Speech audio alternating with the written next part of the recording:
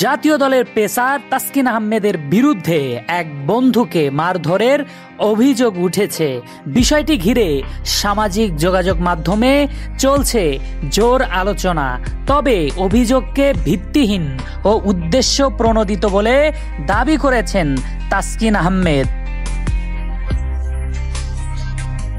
গুজব সামাজিক যোগাযোগ মাধ্যমে ছড়িয়ে পড়লে তাসকিন আহমেদ তার ভেরিফাইড ফেসবুকে লেখেন, আমি এবং আমার ছোটবেলার বন্ধুর গায়ে হাত তুলেছি, এমন গুজবে বিভ্রান্ত হবেন না।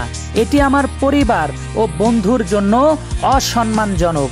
যা ঘটেছে তা নিয়ে আমাদের মধ্যে কথা হয়েছে, বাস্তবতা ভিন্ন।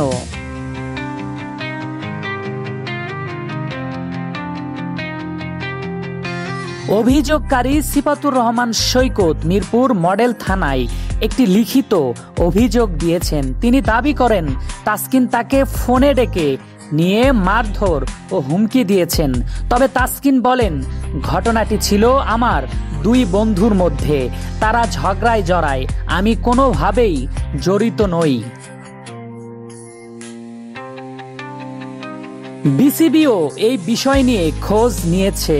বোর্ড পরিচালক ইফতেখার রহমান মিঠু জানান, তাসকিন সরাসরি জড়িত নন বলেই জানিয়েছেন। অভিযোগটি তদন্তাধীন রয়েছে।